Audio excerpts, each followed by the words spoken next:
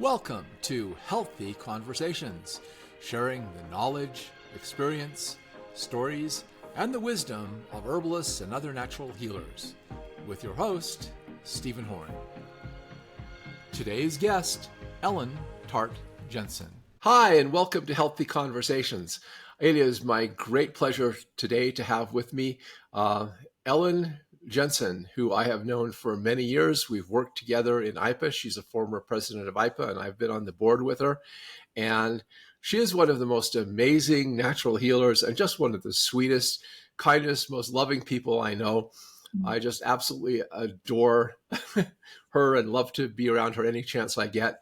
And she's the head of Bernard Jensen International Infinite Iris Incorporated, and one of the foremost promoters of iridology, and also just an expert on nutrition.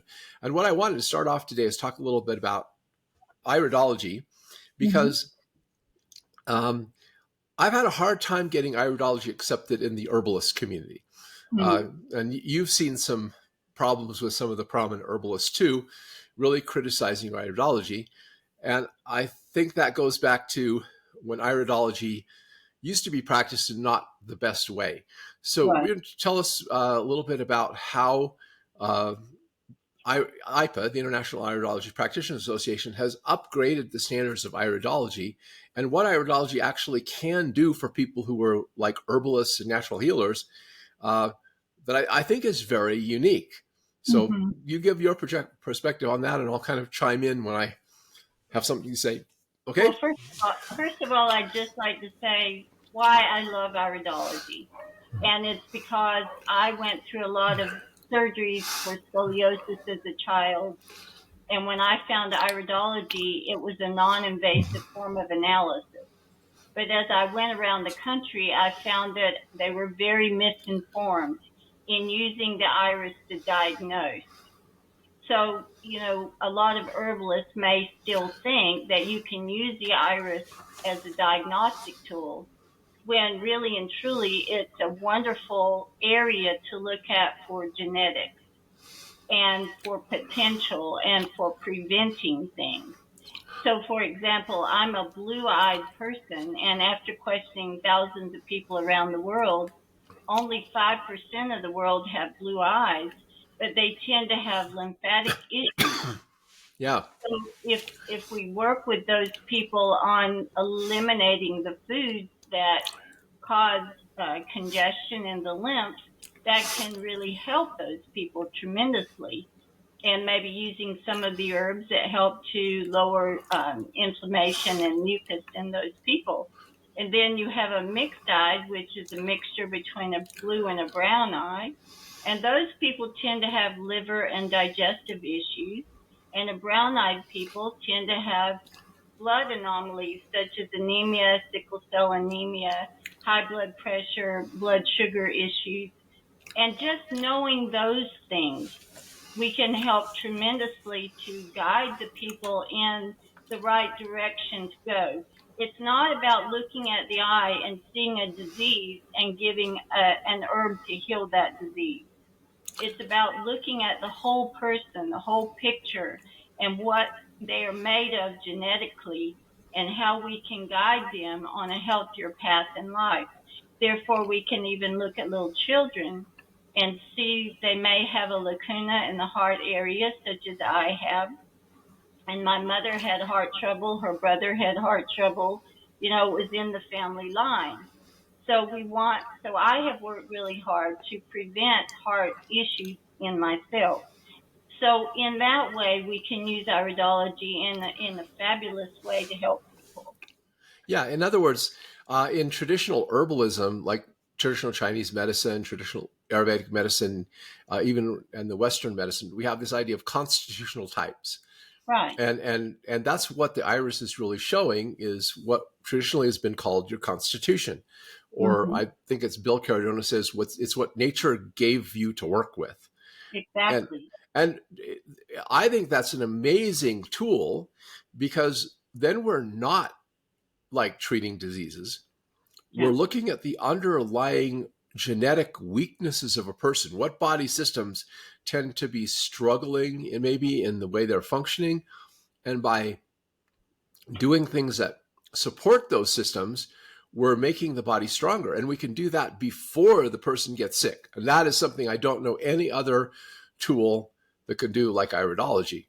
Even Bernard Jensen said it was a master science in genetics. And we also, so in iridology, we look at not only the color, but we look at the structure. So if the structure has very tightly woven fibers, which are actually blood vessels, those people tend to come from a long line of being able to resist and be more resilient in life. And people with very loose fibers tend to have hemorrhoids, hernias, varicose veins. They have to sit down more frequently. But if we can see these things ahead of time, we can guide people on how is the best way to get the best out of the genetics that you've acquired. Yeah. And so we can help people keep healthy instead of waiting for them like the medical. Our whole medical model is oriented towards, okay, we wait until you get sick and then we treat your sickness. and Absolutely. and what we are wanting to do in the natural healing thing is to keep people healthy. That's I, right. I think natural health should be focused on how do we build health, not how do we treat disease. And how do you know how to build health if you don't understand what a person's weak spots are? Exactly. Yes. And they're strong. Their strengths and their weaknesses. Yeah, well, and that's an interesting thing also about iridology. I had just earlier been speaking with Denny Johnson with the Rad Model, which also links personality things to iris patterns, and all constitutional types have personality patterns as well as a tendency to certain physical health problems. So they are interconnected. Yes, And I they think are. and I think that's another beautiful thing about iridology. It shows the mind, body, soul connection that we have with things. Yes, because we all know that the roots of illness tend to come from our emotions. And for example, I had a lady today that had a lot of health issues, and I saw that she has a pattern to be very creative, and she's very outspoken and outgoing. So I suggested she take on an acting class, and she got thrilled. She was totally thrilled. And that in itself was healing for her. Yeah. In fact, I think with you look at some of the personality types in the iris, and you see someone who's a flower, Hmm. who's creative, emotional, and they're working as an accountant by Hmm. themselves doing bookkeeping and they're miserable. I've actually recommended people change careers Yes. to improve their health because their career is not matching their personality and the kind of And thing that yes, they're naturally good at. yes, So it's not just looking at potential weaknesses, it's also looking at what a person's strengths are and yes. how we can capitalize on those as well. Absolutely. And you can look at a person's personality so well in the eyes, it's amazing, whether they're sensitive and intuitive or if they are very analytical or creative or right brain or left brain. And that way we can help even parents to help their children to know better, let them sing, let them dance, or let them do mathematics. Yeah. So, in other words, I'm sure you've looked at the eyes of kids, and you can help a parent know how to better guide that child and understand that child as a person. Yes, we can see if they're more introverted or extroverted. And if they tend to be more introverted and shy, we need to get them doing some extroverted, outgoing sorts of things to give them a little bit of ability to be more outer directed. And if they're too outer directed, maybe just sit down and be calm and learn to focus. Yeah. So I would really love to see the herb community accept iridology more because it's just one of the most valuable tools I have, um, not just for helping people, but also for creating rapport with people. Well, I Because think you've been able to see the whole picture of iridology, and you didn't just get stuck on the original diagnosis model, which a lot of herbalists may have signed off on iridology a long time ago and don't realize how much we've updated and how much we know now, that it's not for diagnosis, it's for understanding the whole person and where their nurture points are. Yes. And an example was one of my clients drug their mother into my office. And you could tell she was reluctant to be there.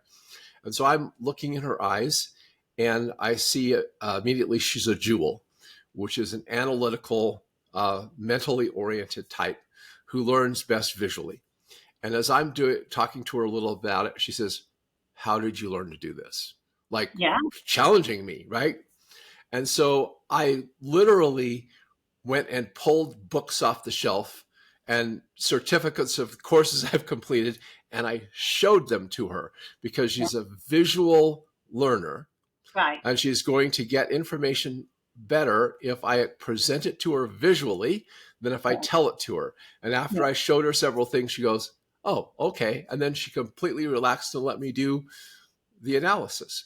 Yes, and if So, you have a partner that's a jewel, you right. might want to write something down about how much you appreciated what they got done, or, they're going to get it better if they see it visually, Yeah. And that also helps interpersonal relationships because if you understand that not everybody sees and perceives the world the way you do, right? then you know better how to communicate with them and how to understand how they see the world.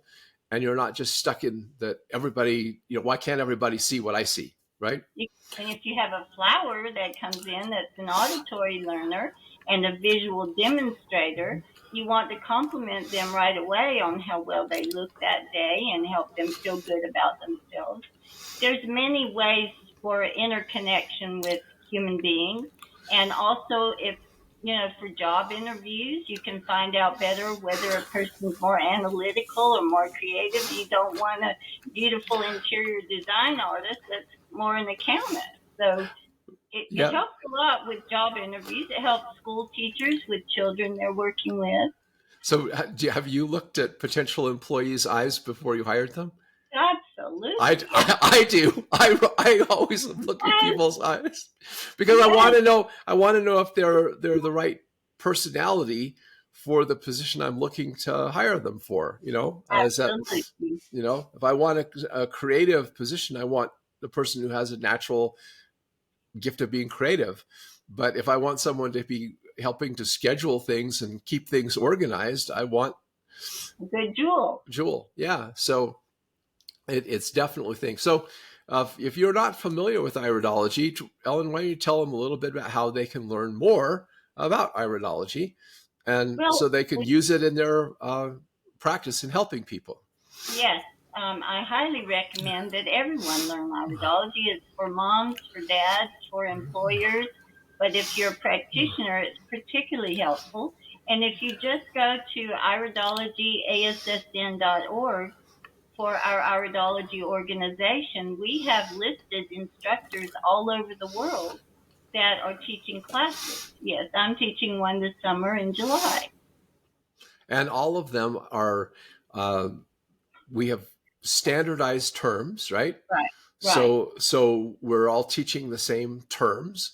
We're Yes, all understanding the same concepts. And one of the things that IPA has done is help to bring the latest terminology and latest findings of iridology to the forefront, so that we don't have people practicing all over the place with different ideas, but everybody has learned the latest and best information that we have collected as a group. So yes, that's been our vision, and we worked really hard to pull the best of all iridology resources from around the world and have the standards so that it's the highest quality available in the world today for studying iridology. yep. Well, thank you, Ellen, for being with me today. And everybody, the links to IPA and to Ellen's organization are found in the links below. And we appreciate again you being here. Thanks, Ellen, for spending some time with me. Oh, it's my pleasure, Stephen. Hit the like button and subscribe to our channel to catch future episodes of Healthy Conversations. Help us educate others by sharing this video, and please feel free to share your own thoughts, comments, and questions below. To learn more, check out the links below.